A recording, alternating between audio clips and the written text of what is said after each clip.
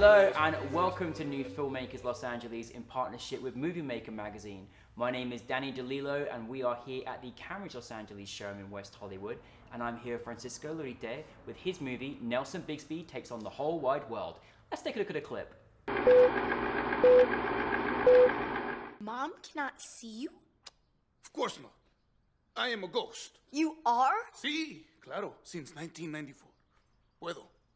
I really miss these. How come I can see you and hear you? Gracias. Honestly, I do not know. But there must be some reason, chiquito. I find el universo always has a plan, no matter how misterioso. Who are you talking to, honey? No one.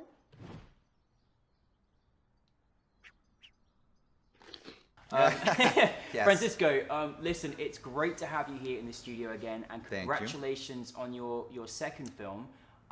Tell us a brief synopsis for those who haven't seen about Nelson Bixby Takes on the Whole Wide World. Well, Nelson Bixby is about a shy and skinny 11-year-old boy who moves to a new house with a family and a new school and in a new neighborhood, and has to deal with a new school, and gets unexpected help from the ghost of a dead Mexican wrestler.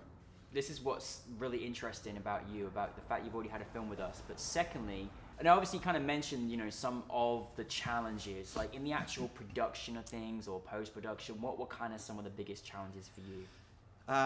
Well, you know, the usual answer that every indie filmmaker is going to give you, which is not enough money, not enough time. But besides that, it's compounded because you can only work with kids for a certain number of hours, and our particular piece had stunts and fights, and so the logistics of having kids on set for a certain amount of time and having to deal with doubles and stunts, and that makes it very, very complicated. But I had great producers that helped me, you know, look at just the logistic, like how can we shoot this? And I could go into it and bore you to death about, you know, when you start shooting 360, how complicated it becomes because you have to schedule the kids into each take.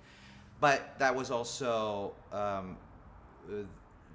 that was definitely the challenge, but that's also where you learn the most, because I'd never done stunts, I'd never worked with kids, and so combining the two was a crash course. But you know, we did 56 setups on one day. I've never done 56 setups in one day, and that's for those of you listening, and that's a lot. Yeah, that's a lot. That's a lot. And maybe Robert Rodriguez has more Yeah, setups, but I possibly, don't know right? anybody else. So it's a lot, and the only way that we could pull it off is that because we had a producer like Deborah Del Pret and my producing partner Bill Winnett working together to make sure that I was in a bubble and I could, you know, handle the set and you know, and kids that delivered, you know. Yeah, and they really did deliver. I mean, you know, you had a really fantastic young cast. Yes.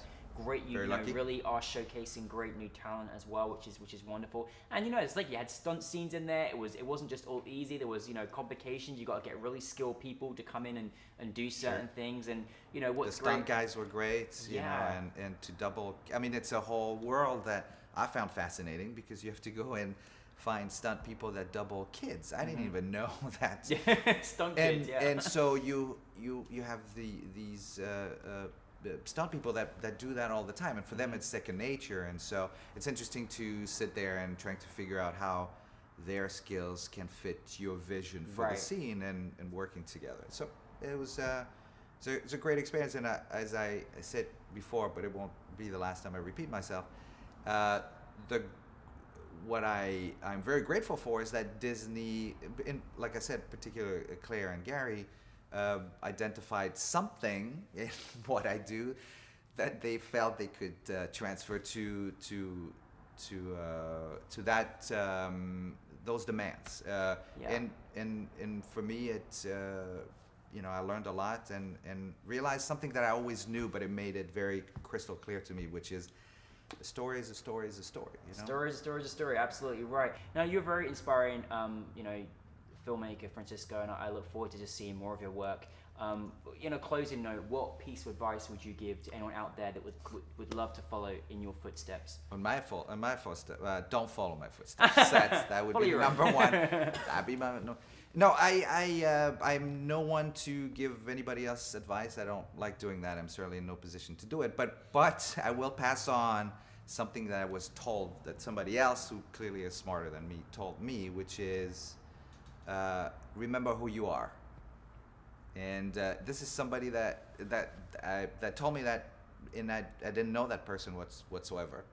And in this, I went to a wedding. This is a bizarre story, but I went to a wedding, and on my way out of this, a friend of mine was getting married, and so there was a photographer there who didn't know I was at the time leaving to come to the States.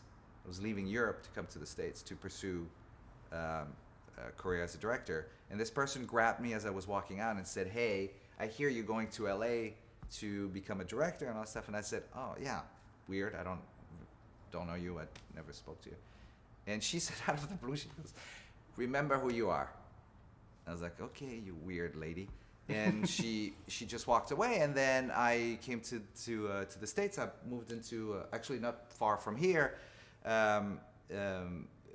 A very nice neighborhood, a very nice building, but as I'm driving to the building for the first time to move my stuff in, there's a big mural next to the liquor store. Disregard the liquor store part, but there's a mural there that says "Remember who you are." Oh, well, there you go. But I do think it does apply to It does apply. to filmmaking, because I think Absolutely. the only thing you've got going is your voice, you know. Yeah. And so find your voice. That means write if you're a writer, or shoot if you're a filmmaker. And then once you have identified what your voice is, just keep at it so it becomes clearer and clearer and I clearer. think that's a very important piece of advice, and certainly as filmmakers we should strive to remember that of who we are, in our journey. So listen, thank you again. I'm looking Well, forward to thank you. number 3. All right, thank you very Yes. much, and we appreciate your work. Thank you and, guys, and thank you all of you guys for your work. Appreciate it. Thank you very Thank much. you so much.